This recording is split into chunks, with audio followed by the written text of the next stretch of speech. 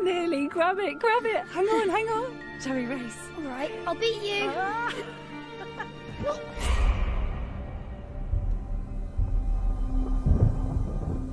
Tell me another story. As legend has it, there exists a beast more evil than any other that roams the world and preys on the people who are the most vulnerable. It stands tall, with a face framed by hollow cheekbones and no eyes. Feel the sockets on his face. But that doesn't matter, as it stares right through you. As the more you fear the beast, the more it sucks you in. Those are just stories. The beast doesn't exist. You may not be able to see it. The beast is there.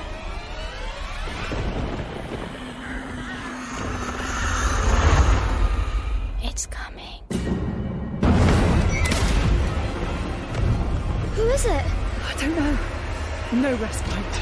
Otherwise it will kill us. Run fast, Diego! Mama! As soon as the beast is seen, all of your life that remains is hopeless.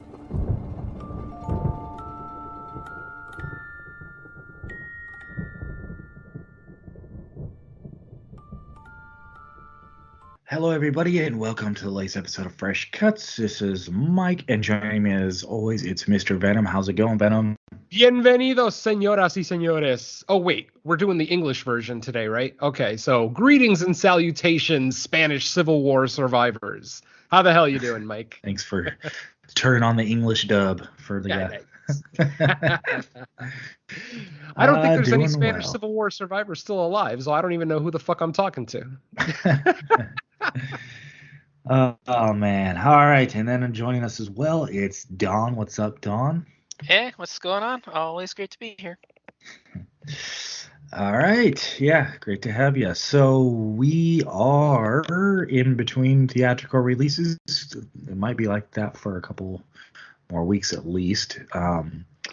So, yeah, back to VOD. We were kind of, tossing a few choices back and forth, but ended up settling on one called The Wasteland on Netflix. And I didn't know much about it ahead of time. I think I just randomly found this actually the week that we did Scream. I was just kind of looking around on Netflix, not even necessarily for like a brand new release. Just I think I was searching around for movies I had heard on other people's lists for 2021 that I hadn't seen, and I was just checking with Netflix, and then all of a sudden scrolling by, this one popped up and it said 2022. So I was like, oh, okay, well, I'll file that away in my memory just in case, and it came up pretty quick. So it's The Wasteland on Netflix, and the synopsis on IMDb says a 19th century family living in seclusion is visited by an evil being that feeds on fear. Can little Diego save his mother from the beast, Dash, and herself? All right, let's get our general thoughts to open up the show. Venom, what did you think of The Wasteland? All right, well, this should be absolutely no surprise to anyone. We have a Spanish language, slow burn, supernatural thriller. Am I going to like it? Oh, of course I am. This movie checks a lot of boxes for me. Very emotional. Great performances, really good writing. Obviously, how you interpret this movie might actually dictate your enjoyment level of it. There are multiple ways to kind of take this story, but we'll talk about that a little bit more in the spoilers section. But for me, I was instantly, interested. Obviously, with the movie taking place in 19th century Spain, my home country, I am obviously instantly interested. We have this little family, just a mother, father, and son living in a very desolate area, hence the title, The Wasteland. I wouldn't go so far as to call it a wasteland, but I mean, there's not really a whole lot of forest or anything. It's very flat land with nobody around, no neighbors whatsoever. In fact, the movie has a cast of 5 people. It's a total of 5 actors in the whole film. One of them two of them don't even speak any lines, honestly. So it's a very isolated film. I know we have a lot of listeners who are into the single location, isolated horror film, and this definitely checks all those boxes. As I've already said, beautiful performances from all the actors involved. And this is actually a feature debut for this director, David Casademón. He's done some shorts and music videos and things like that. But yeah, this is his feature debut, and I am very impressed with it.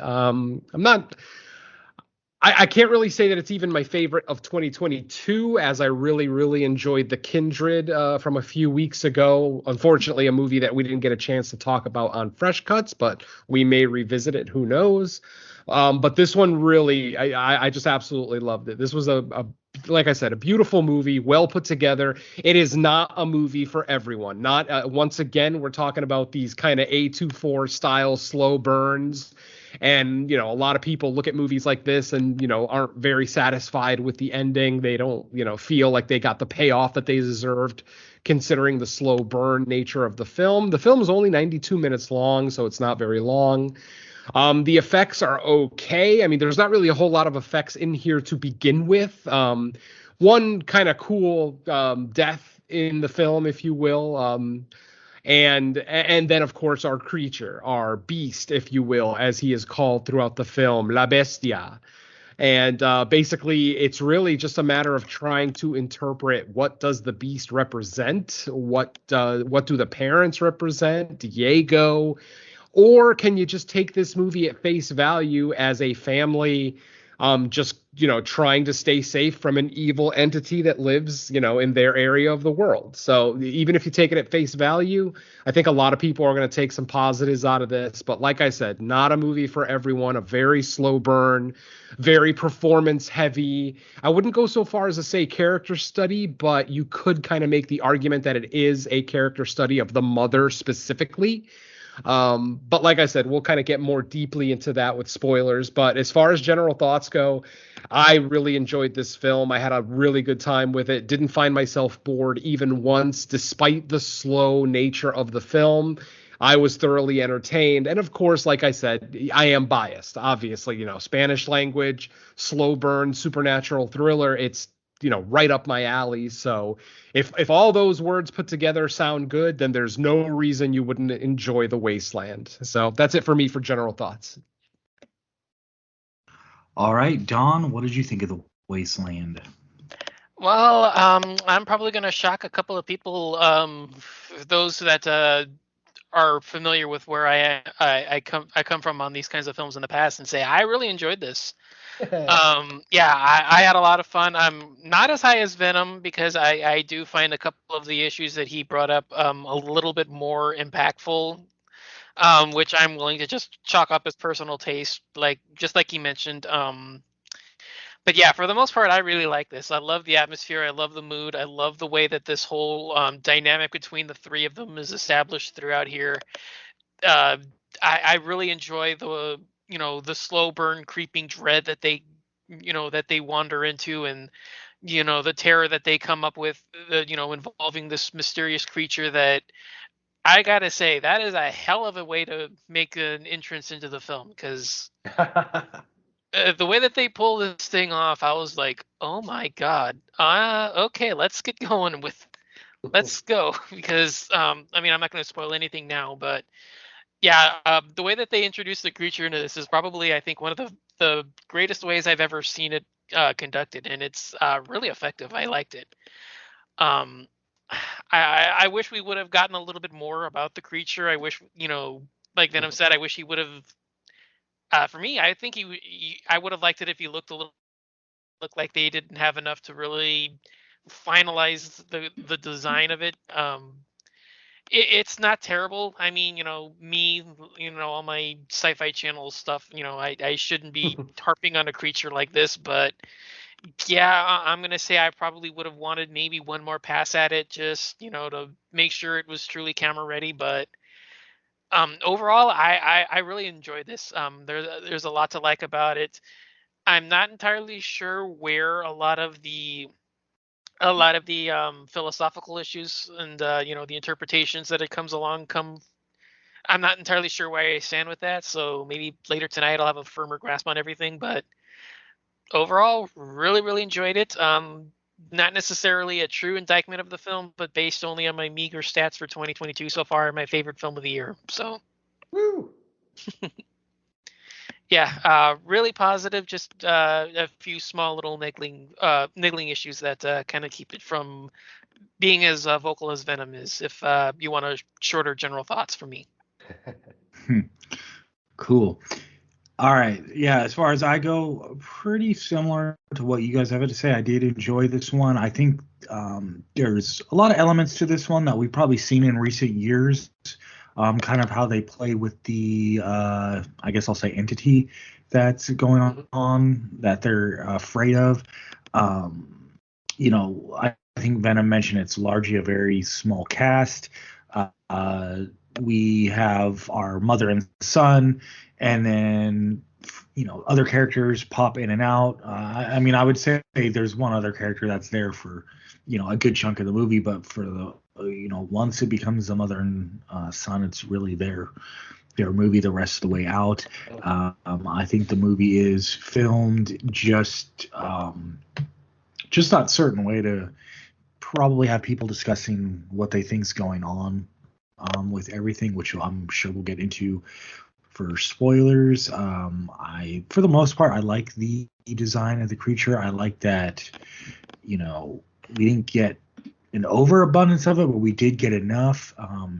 I think that it did a good job being pretty chilling as a movie. I thought they used it wisely. I liked some of the ways they introduced it on screen. I like that our characters portrayed being in fear pretty well with a lot of scenes not even actually having to have the monster or whatever we would refer to it on screen, and I like how it affects the characters going forward in the movie, and how by the end of it they're in a pretty rough place, like with everything going on. And I won't say more than that just for spoilers at the present time, I mean. Yeah. But overall I was pretty positive on it for being another VOD movie that I really had no idea anything about. I didn't really look it up much and or ahead of time, I mean, other than just whatever synopsis Netflix had on it, and I saw that it was Spanish, so I was like, hey, maybe I'll throw this out there to Venom and see. And I was like, I'm pretty sure he'll be on board with wanting to check this one out.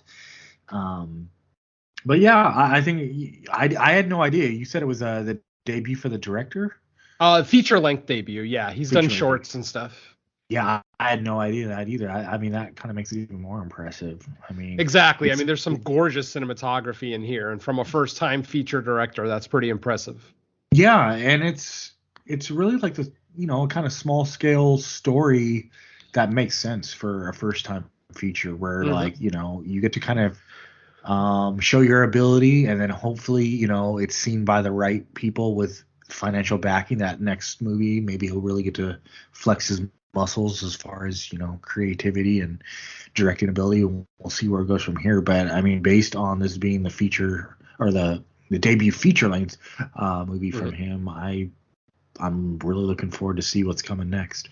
Yeah, definitely. And I didn't actually speak at all about the creature design. I actually really, really like this creature design, not in and of itself, but in the context of the story. We'll get into it more in the spoiler section, but the creature has a certain look that's reminiscent of something that's inside this family's house. And, when you're kind of looking at this movie from a certain way, if you're going to take it as more of a psychological thing and not a visceral thing that's actually happening, the design of the creature makes 100% sense. And even if you are kind of looking at it as, just an evil beast in the middle of the, the wasteland that's haunting these people, it's still a pretty good design. The one thing that I really wish is that they would have gotten a suit actor instead of just making it all CG. Unfortunately, the beast is 100% CG. We don't really see a lot of them, so it's not like it's a major detriment to the film. I just personally would have liked to have seen like a Doug Jones or a Javier Bodet, in the suit. Definitely Javier. It's in his damn home country. He probably could have just walked down the street to get him. But yeah, I would have liked to have seen an actual creature actor in a suit playing this. But for what we got, I still really, really enjoyed the look of it.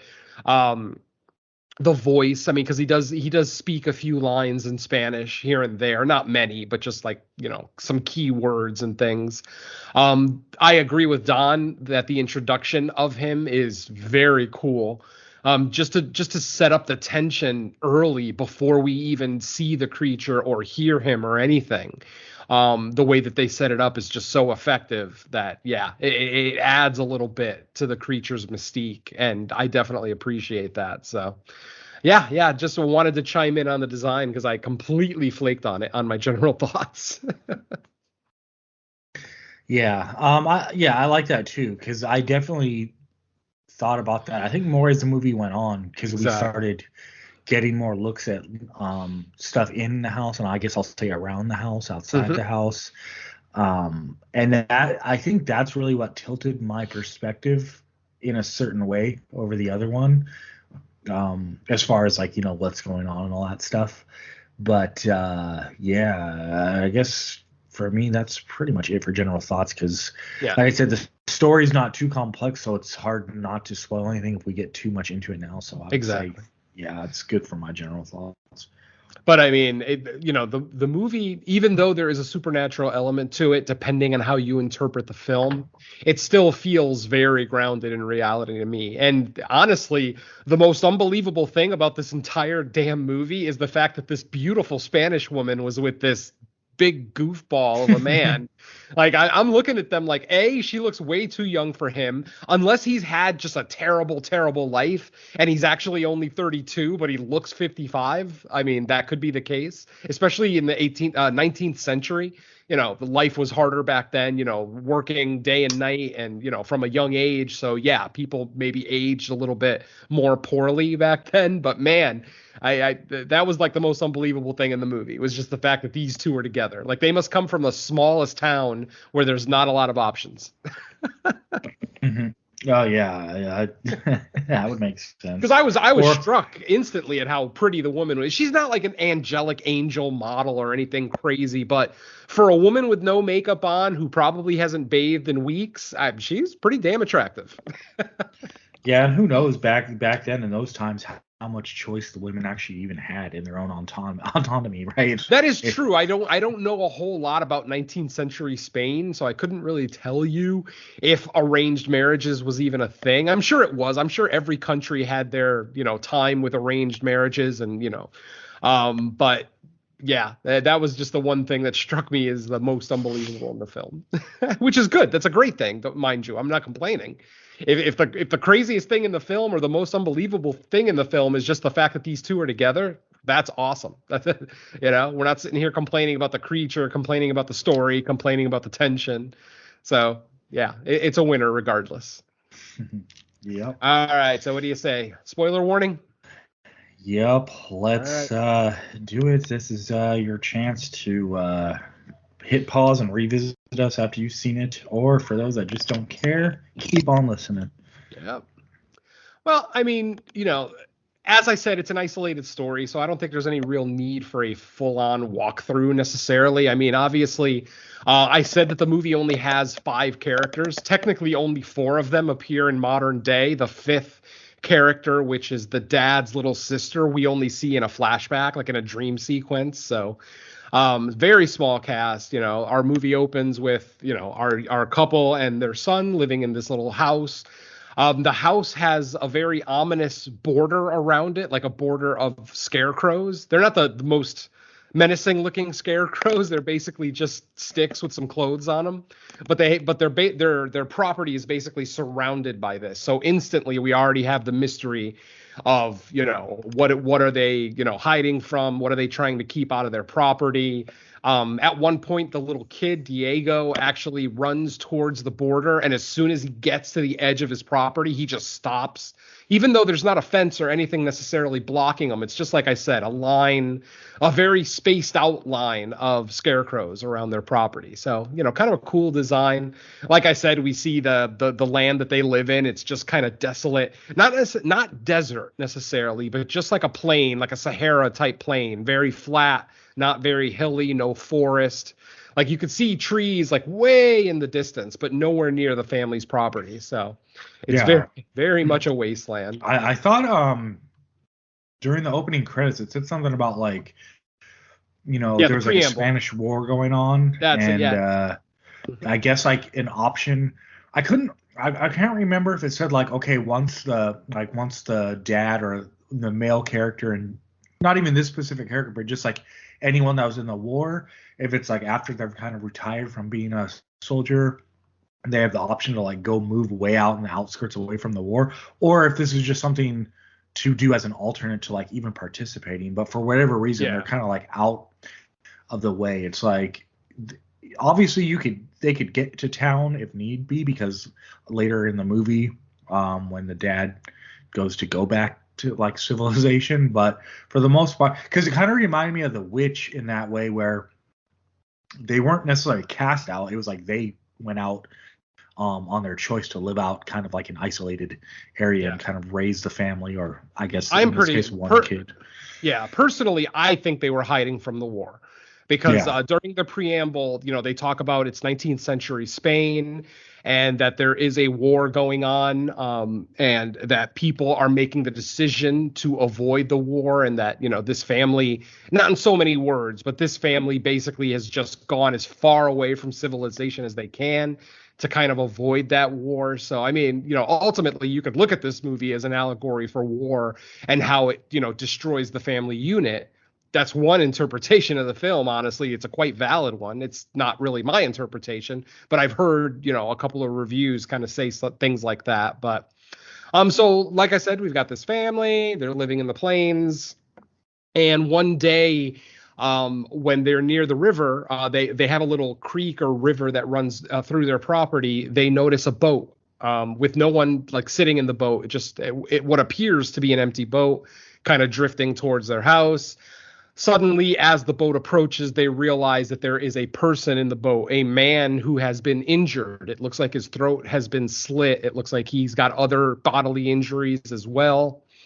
It appears that he may have committed suicide, but it's not obvious at first. I mean, we do see the knife in his hand. The bloody knife is still in his hand, and we see the slit wound on his throat.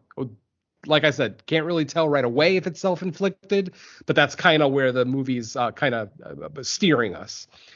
After a few minutes, the dad decides to heal this person's wounds, because the mom basically just says, get rid of him. Just put him right back in the boat and send him right back down the river. We don't need this in our lives. And honestly, mom may have been correct, because the very next day after this person arrives at their house, he does finally have the strength to get up. Obviously, his arm is bandaged, his neck is bandaged. He has multiple bandages on him. Dad is out doing farm work, so mom and son are home alone. The stranger wakes up. He notices the shotgun on the floor. He goes to pick it up, and then he slowly raises the shotgun, of course, making the audience think that he's about to attack Lucia and Diego. Instead, as Lucia covers up Diego to, protect her son, we hear the gunshot and we don't see Lucia or Diego hit. They turn around and they realize that this man committed suicide. And just before he committed suicide, he basically just pointed out the window, out the door towards just the wasteland. Didn't say anything. Obviously, he had his throat slit, so he probably wasn't in a very talky mood. But right before he picks up the shotgun and blows his own head off, he points out the front door very menacingly, and then, like I said, takes his own head off in what's actually a pretty cool effect. I don't know how accurate the aftermath was, but basically, our suicide victim basically now has a hole, like literally like a baseball size hole through one of his eyes. I always thought that a shotgun blast to the head, would literally take off the top of your head, but literally this. Yeah, it depends on what kind of ammunition they're using, because back then I would imagine that they would have had ball bearings rather than pellets that are more commonly used in shotguns. Sure. Or a slug. I could see a slug Yeah. leaving that kind of wound, that kind of single hole through the eye type thing. Right, So yeah. who knows? I'm not averse at 19th century armor. I know. All I know is just Mythbuster stuff. There you go. So as we said, our stranger in the credits, he's actually just called the man in the boat, el hombre de la barca. So he never, like I said, he never really has any lines. He just kind of shows up, gets healed, and then blows his own head off.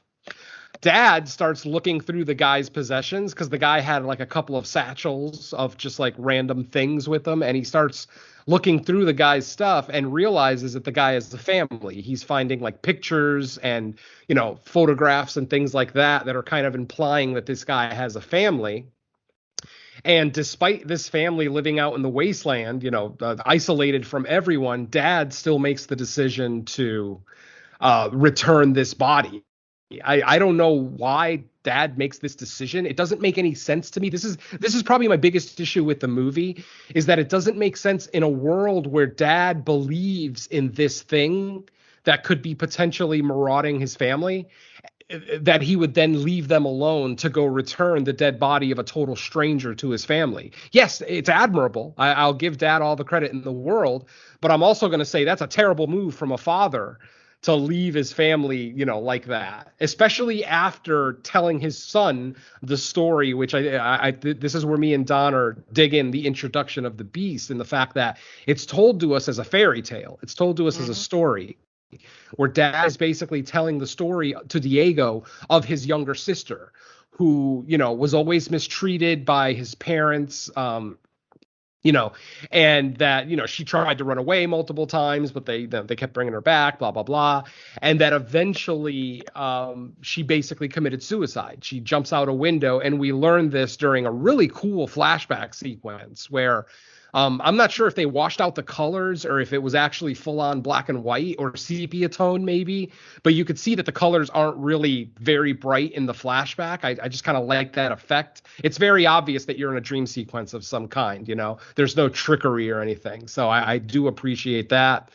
And like I said, Dad, before he leaves his property to return this guy's body, he tells his son the story of the Beast, and basically says that anyone who lays eyes on the Beast is doomed. The Beast will eventually come for them. So that's kind of, the very brief legend that we get about this creature.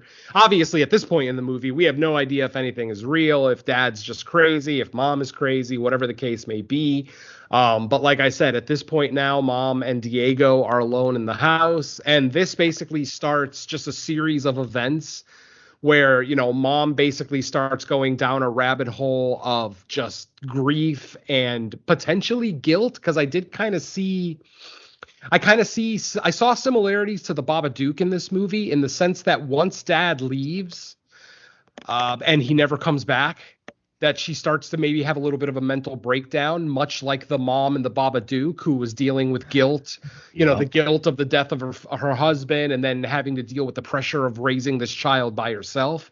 A lot of similarities there. I also saw similarities, believe it or not, to a very divisive horror film, of course, It Comes at Night. Which is, at least in this movie, we actually see something which I know was one of the biggest complaints of people who hated It Comes at Night, even though I still feel like that movie handled its tension a little bit better than this one. I think most of the people that hated It Comes at Night would probably enjoy this one a little more, only because you do get some kind of a payoff, with an actual creature. So, if you hated It Comes at Night, maybe check this out. I don't know. But like I said, we have various set pieces where Mom thinks she hears things, and then Diego starts to think that he's seeing things as well. You could look at this as an unreliable narrator situation, Because the way that I started to look at the film early on was I started to look at it as almost like mom and dad passing their psychosis onto their son. So basically, all the things that the mom was quote unquote seeing throughout the middle of the film, suddenly Diego is starting to see in the third act. And we never, like I said, we do eventually get a confrontation at the end between Diego and the Beast, but you can still make many arguments as to what the Beast represents. You could look at this movie as an allegory for war, as I mentioned earlier, where this family was trying to avoid war at all costs, but then this stranger in the boat shows up. He could be a representation of war in general. Just finding this family, no matter how hard this family tried to avoid war, it will always find them and it will destroy your family. That's just one interpretation. You could look at this as I just mentioned, a crazy mom and dad passing on their psychosis to their son. And, now their son is seeing and hearing all the things that mom was claiming to see and hear. Or you could just take the movie at face value and just take it as a family living alone in the wasteland, trying to protect themselves from an evil creature or an evil entity that is living in their part of the country. So, yeah, and I've heard even a couple of others that kind of slip my mind right now. That's another great reason why I like movies like this, because they leave the interpretation up to the viewer. You can take it at face value if you want and just turn off your brain and enjoy the beautiful visuals, the great performances, the great writing. Or if you want to go a little bit deeper, you could look at it as an allegory for multiple different either mental health issues or, like I said, the traumas of war, things like that. So, like I said, it's up to the viewer. But basically, just to kind of cut this quote unquote walkthrough a little short, we do get that eventual mom. Basically what happens is the people that see the Beast start to kind of deteriorate mentally, and they end up trying to kill themselves. And we actually get a very abrupt scene in this movie where mom tries to hang herself out of nowhere. Like literally her and her son are just having a conversation, and then boom, she jumps on a chair and tries and hangs herself from a rope on the ceiling. Fortunately, her son is able to come to her aid and get a stool under her, and he's able to cut her down from the rope. But unfortunately, eventually, mom does successfully kill herself. It's funny, too, because you could tell that she was very rattled because the wound isn't right on her neck. It's almost lower, almost near the heart where she cuts herself. But she does still eventually succumb to her injuries, unfortunately, leaving us with a very, very bleak ending. We basically have Diego, a boy of, 10 to 12 years old, maybe, who throughout the film has been called a coward by both of his parents because he's unwilling to kill a rabbit. They live off rabbit meat, apparently, on this little plantation that they have.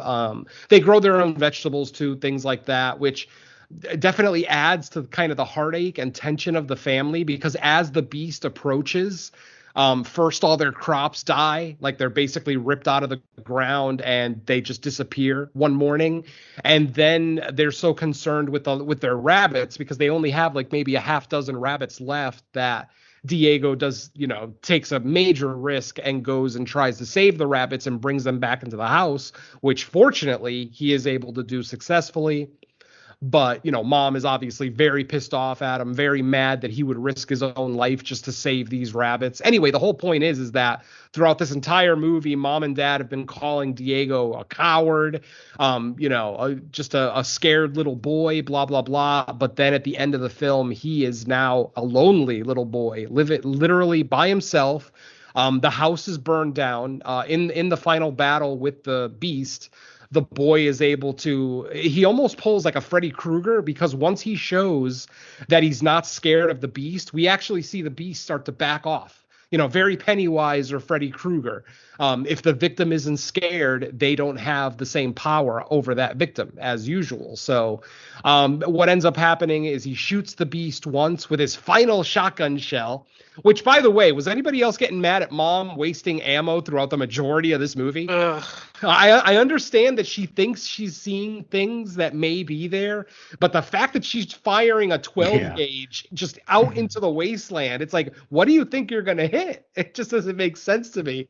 On top of the fact that considering it is 19th century Spain and this is a poor family, how much ammo could you possibly have? As Exactly. it turns out, That's really frustrating. It's like, get a clear line of shot at something.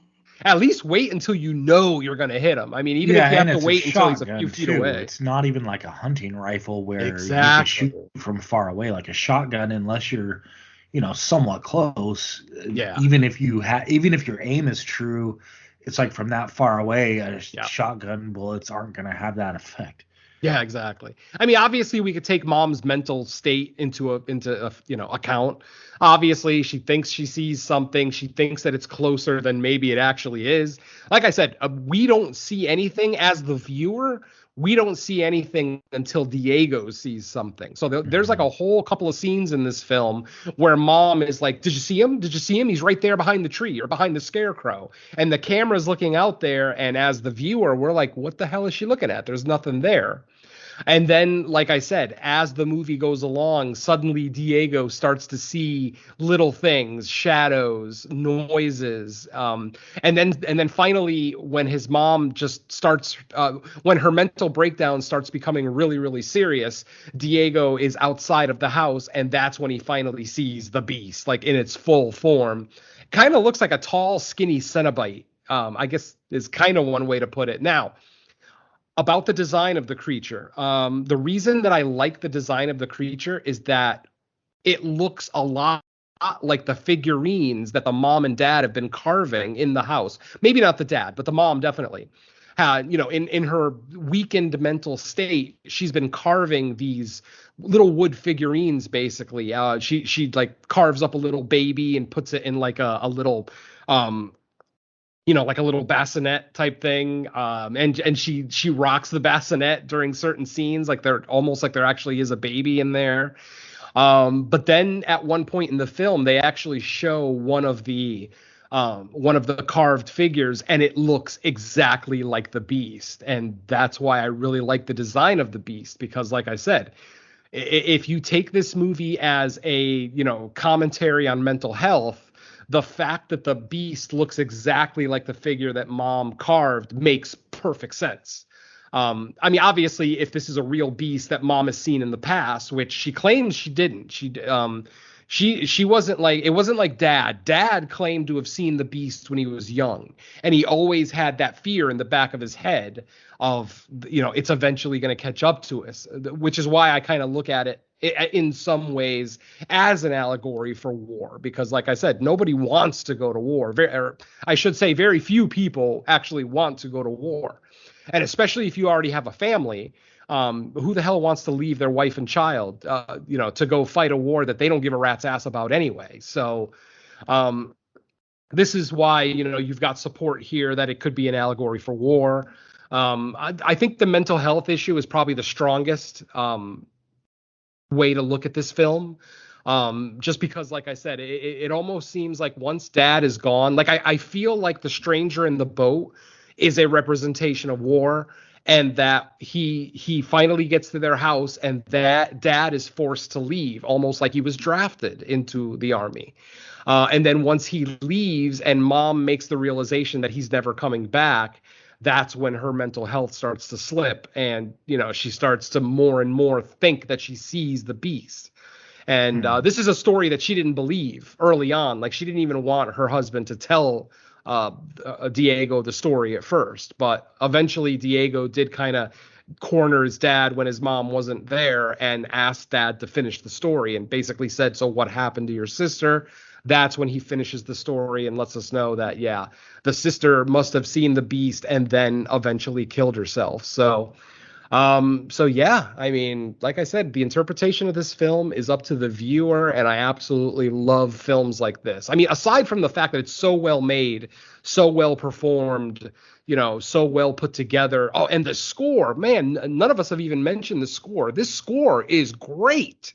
It is like a big budget, like a Jerry Goldsmith big budget orchestral score. And I absolutely love that for like this little movie that maybe doesn't have a giant scope, but it still has this big sweeping score. I absolutely love that. Yeah, I mean, there's very little negative that I can say about this film. Obviously, I'm sitting here rambling about everything I love about this film, but yeah, this is a great one. Like I said, my biggest issue is just I wish the Beast wasn't CG, though it does make sense that he's CG because, like I said, if you're taking the mental health angle, Mom would probably see this creature as this very smooth moving, not very jerky or whatever creature, especially if it's something that she's only seen for the first time recently. Because like I said, Mom never claimed to have seen it in her youth. Only Dad said that. So yeah, like I said, multiple ways to take this movie. But even if you take it at face value, I think there's a lot here to enjoy for certain horror fans. Like I said, if Scream 2022 is your number one film of the year, this is not the movie for you. You may like it. I'm not saying that you absolutely won't. I'm just saying it's not likely gonna, unless you're like Tara in Scream who likes elevated horror, then maybe, who knows? Then this might be the movie for you. But yeah, I loved it. And I don't know that it's really going to be in my top 10 at the end of the year. There's some extra stuff that I would have liked to have seen, maybe a little bit more viscera, things like that could have put it over the top. But for what it is, I really, really enjoyed this movie. Solid film, solid effort from a debut director. I like it. Yeah, my interpretation was kind of like mental illness or just mental breakdown due to the situation where, the dad basically plants a seed by telling the story. It seems like the wife is aware of the story, probably just because she's, dated and then been married. And that's why she kind of didn't want the son to hear it necessarily. And then, once a situation where they're already kind of desolate, just living out there by themselves, but once the dad leaves, and of course the situation gets even more worse, and that's when the mom starts having a breakdown. Eventually, she goes to even commit suicide. And the son, God, and man, talk about getting the time, the era, I guess, down, because she basically tries to hang herself. And he runs in there without even flinching or even being overly emotional about it. It's just getting her down and come on, Mom, stop. It'd be like me or like my daughter saying, come on, Dad, stop recording now. It's time to go play a video game with me, all calm and it's something normal to deal with in life. I was like, damn, what else have they been through that we haven't seen? Because he seemed pretty calm about just saving his mom's life there. Exactly. For a kid who didn't want to do anything too gross early on, who didn't want to shoot a rabbit, didn't want to stab anybody, it's definitely a major character arc for little Diego. And then, like I said, that ending's almost heartbreaking. Just to think what is ahead for him. His parents are dead. His house is burned down. He lives in the middle of nowhere by himself. It's like, holy shit. I feel bad for Diego. And then, of course, they do kind of imply one of the final shots in the movie I actually really, really like, where after it's all said and done and Diego's basically carrying his mother's dead body in a wheelbarrow away from their property. At one point, he kind of looks and sees what looks like a tree. To us as the audience, it looks like a tree. But then when the camera zooms in on Diego's eye, it's the Beast. You could see the form of the Beast in Diego's eye. So Diego's looking at this tree and he sees the Beast. So obviously the seed of mental illness has been planted in poor little Diego. And he is now by himself, which that's just terrifying to me, Yeah. And I guess you could kind of go, you could look at it if you're going with the angle of mental illness. I guess you could either say it's full-blown mental illness that's sort of hereditary, not to necessarily reference the movie Hereditary, but in either it's hereditary, the mental illness, or is it more of a power of suggestion thing where because the dad told the story so matter-of-factly, because the dad didn't say oh, well, who knows if she actually saw a demon, right? He kind of told the story in a very literal manner. So it's is it partially the power of suggestion, well, this is what my parents told me, so it's almost like a legend or a folklore that's continuing through generations, or is it actually mental illness? You can play around with those scenarios there too, but either way, the movie ends with him kind of carrying on the idea that there's that beast out there, whether it's purely mental illness manifesting or just a seed planted in his head from a story he was told by his dad. Like, so I like that aspect too. Yeah, like I said, the open interpretations of this film, like I look forward to seeing even more. Like I want to see what maybe like people kind of off the fringe thought, like what their interpretation of this movie is. And maybe even someone with a mental health issue could kind of chime in on what they kind of picture this movie actually representing. But yeah, like I said, anybody who knows me knows I love movies like this. Movies that make me think, but without being insulting about it too. It's like you can. Yeah. So absolutely appreciate that. So yeah, I'm with Mike on this director. I am very much looking forward to see what David Casademon does moving forward. And even these actors, like in Cuesta as Lucia, amazing job. I mean, like I said, she's so sweet and likable at the beginning of the movie.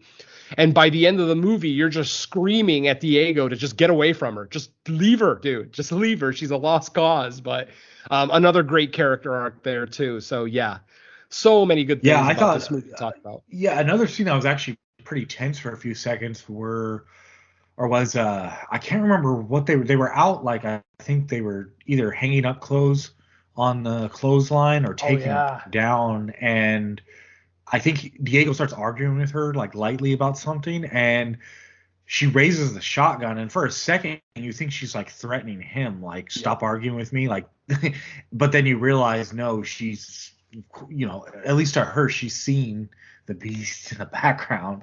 And the tension between thinking that she's holding the shotgun on him, it doesn't last for super long, but just those few seconds were like, what the hell's going on? Like you see like little cracks like that in her. I think that, they're getting across that she's starting to crack, trying to raise him alone out in the middle of nowhere with no help.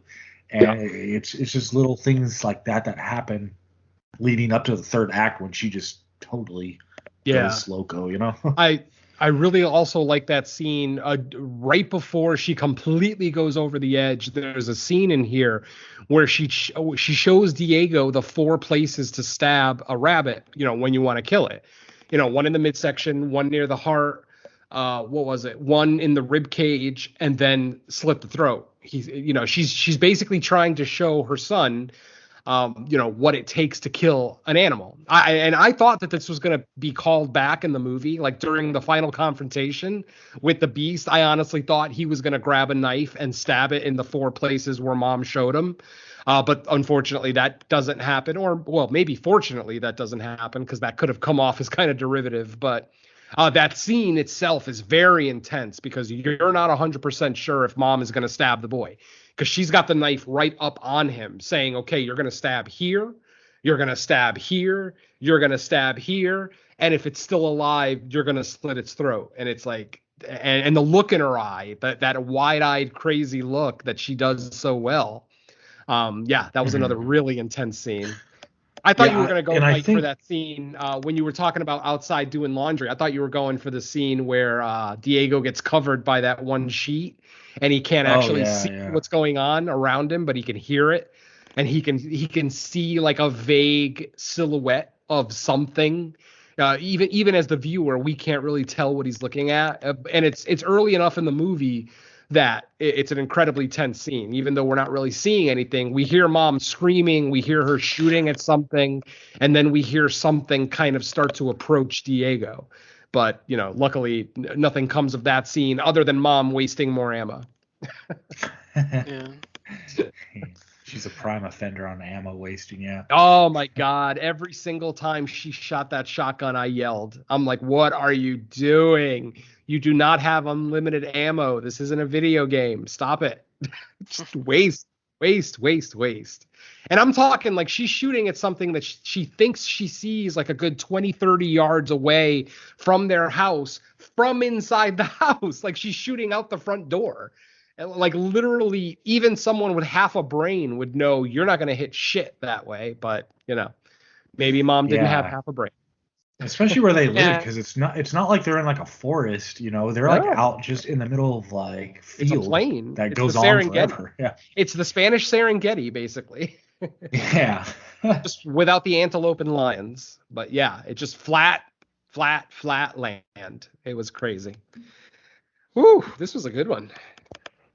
I'm happy. I might watch this again. Yeah, it's like you said, it's just around 90 minutes, so it doesn't take too much of your day. Yeah, it's a quick watch. It gets right to the action. Well, action, quote unquote action. Basically, from the guy in the boat arriving, that happens pretty early in the movie. So it's not like you're sitting around, just doing character development for 25 minutes. The character development kind of comes as the movie goes along, because ultimately there's only really, as I said, there's 5 total people in this movie, and we spend the majority of the film with 2 of them. So it is definitely, as Mike said, it is Mom and Diego's movie solidly, and I think they pull it off. This is a great one. Mm-hmm. Yeah. All right. Cool. All right. Well, that is going to do it for the Wasteland and this episode. Let's see if we have anything new since our last recording. Venom, do you have anything for people? Yes, actually, believe it or not, I do. Don and I both have something for you. We just recorded episode 5 of No More Room in Hell presents Creature Comforts. We looked at 1966's Island of Terror, starring Peter Cushing. A first-time watch for me and a very surprising watch for me. You'll have to tune into the show to find out what I'm talking about. But yeah, really fun show and a quick one, probably our quickest episode ever. So yeah, just to chime in, we were on the call, did pre-banter, reviewed the movie, and bullshitted after, and we still weren't on for an hour. Yep. It's a quick one. We just did a quick segment at the beginning of the movie at the beginning of the episode, calling out some new creature feature releases coming in 2022. We probably talked about maybe a half dozen to a dozen, new releases, even though Don found a list of about 600. We just kind of addressed the ones that we were the most excited about. And then we just did our quick feature review of Island of Terror. So yeah, quick and painless episode, fun. And, like I said, a very surprising first watch for me, considering I had never even heard of this film. This is, what was it? It's a non-Hammer Terrence Fisher movie, right? Yeah. Yeah, so real quickly on that, Terrence Fisher is the guy that did 90% of all Hammer films. Yeah, all the great ones.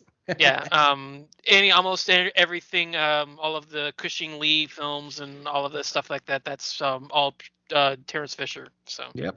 And Island of Terror, like we said, is a non-Hammer horror Fisher movie. So definitely a rare one there. So check that out. It's going to be hard to find that. There is a Blu-ray release of that movie, but as far as streaming, good luck. I mean, you could probably rent it on Amazon. I didn't actually check, but if you can find it, I do recommend the film. And then join us for episode 5. It is not currently available. It should be out.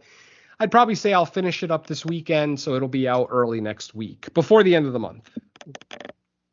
And honestly, that's it for me. Rebecca and I are in the middle of planning our next episode of In the Mic of Madness. That's probably not going to happen until February or March sometime, obviously with her schedule and everything else.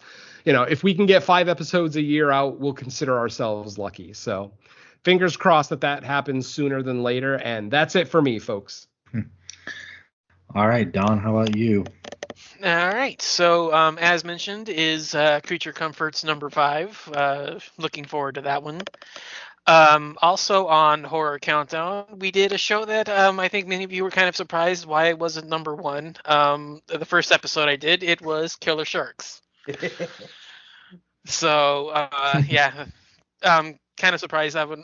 I'm kind of surprised that one wasn't number 1, but that's the latest episode. I was joined by my friend Tim from the Horror for Dummies podcast, and we had a really fun time. Yes.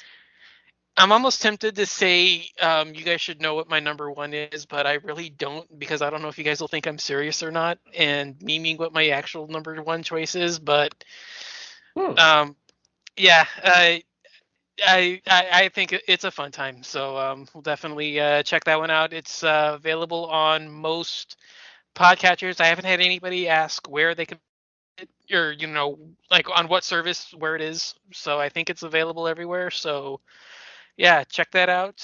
Should have another one coming next week. Other than that, I have one potential guest spot coming up, but I'm still working on the details for that. So maybe more next week. But other than that, that's pretty much it. Just fresh cuts, No More Room in Hell, and horror countdown. Sweet. As far as I go, yeah, I have nothing to report on at this time. The next episode of the main show should be recording this upcoming weekend, so we'll should be able to confirm that after our next episode of Fresh Cuts records. I'm trying to think. I don't think I have much lined up. I'm still kind of getting into the groove of the new year, so I haven't really reached out, but there's a couple things I might be showing up on in the near future, but I'll wait till those are more confirmed before saying anything. And as far as we go, I think, are we looking at like, I'm trying to think. I think it's VOD until March, right? Yeah. Because the only thing was going to be was Black Phone, but that's pushed back. So yeah, that's what I'm saying. Is that after Black Phone got moved, I think the next one is March, which is what's that movie? Yeah, my brain's failing me. I don't remember. I could have sworn that there was one in March, but there probably is. Yeah, March or maybe even April, but. Yeah, I think we're VOD for like the next month and a half or something. It would be nice if that movie would be The Sadness, but still no date. Not likely. One, I think. Yeah. Yeah. I mean, I guess at least the VOD selections are starting to rack up now, where there's enough. That doesn't always guarantee what we watch is good, but yeah, I think we're starting to get to that point where there's like 2 or 3 releases every week. So. Oh, I think isn't the Orphan sequel next month? That may be the one I'm thinking of. Maybe that's it, because I knew that there was something coming out. Maybe it's the Orphan sequel. And then, that's Netflix though. But we got the new Texas Chainsaw in February. Oh, okay. Netflix original.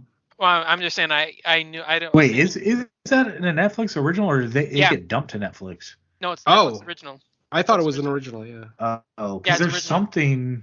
Yeah, there was something that was going to be theatrical, and they decided to not make it theatrical, but maybe it's something different. Maybe Evil Dead Rise, because that's HBO Max. That's HBO Max, but I thought that was always going to be HBO Max. But that'll be theater too. I'll go see it in the theater. Oh, because HBO Max at least is where doing you everything live, yeah. Theater and home simultaneous releases. Oh, okay, yeah. So I mean, it may not be a big theatrical release, like it may not be playing in every single theater, but I know it'll play it in at least a few. Yeah, I've got Orphan First Kill for January 28th. Oh, okay. Well, that is this week then. The 28th. That's what it's telling me here. Now maybe it got pushed back. I'm looking at an article on Variety, so who knows how accurate they are. What is going on? It might be, yeah. Now that you mention it, I think I remember having a conversation a couple of weeks ago that someone said it was at the end of January. I just couldn't remember if it was theatrical or not. I could have sworn I had that conversation regarding Black Phone, but I thought that ever since it got moved, I kind of forgot about it. Mm-hmm. Yeah. I mean, yeah, I knew it got pushed back. I think it got pushed back to the summer too, which kind of sucks. Well, if we do confirm Orphan is the 28th, which is this week, then I'm guessing that'll probably be our next episode. Yeah, that's like I said, Chainsaw February 18th. Oh, here it is. Black Phone June 24th. Woo. Yeah, June. And then we got the new Jordan Peele the week after that. And then nothing as far as theatrical, nothing until Salem's Lot in September. The Salem's Lot remake. I didn't know that was going to theaters. I thought that one was. Again, I'm in LA, so everything plays in theaters here. So I mean, I can't really speak if it's going to be a national theatrical release. It might not be, because even the movie that we watched, the movie we just talked about, played out here for 1 week. I just didn't realize what it was when it played, because it played last week, and I'm like, oh, plus, I was with all the football last weekend that I likely wasn't going out. Sorry, I'm too big a football fan. But now the majority of the NFL playoffs are done at this point, so back to the theater I go. Yeah, because we only have the championships and the Super Bowl, so it won't take up like your entire day like the past 2 weeks. And there's nothing on Saturday this week, so I can actually go out and do something on Saturday. I think both games are on Sunday, right? Usually, yeah, they do that for the championship, and then there'll be the week off before the Super Bowl. Cool. All right, that's enough sports talk. We're boring people. Fresh sports, fresh playoffs, fresh sports, fresh balls. That's gross. You're probably gonna get a different kind of audience if we name our show. I think so. Don't Google fresh balls, people, please. All right, let's get out of here. Yeah. So, yeah. Well, I think this is a chat conversation, not a ripping up into the show conversation. I'm sure the listeners are having a good time listening to our stupidity. Come on. All right. Well, we'll be back in a week's time with another episode of Fresh Cuts. Until then, thank you for listening. Let's say bye to the listeners. Buenas noches, mi amigos. Later. Peace.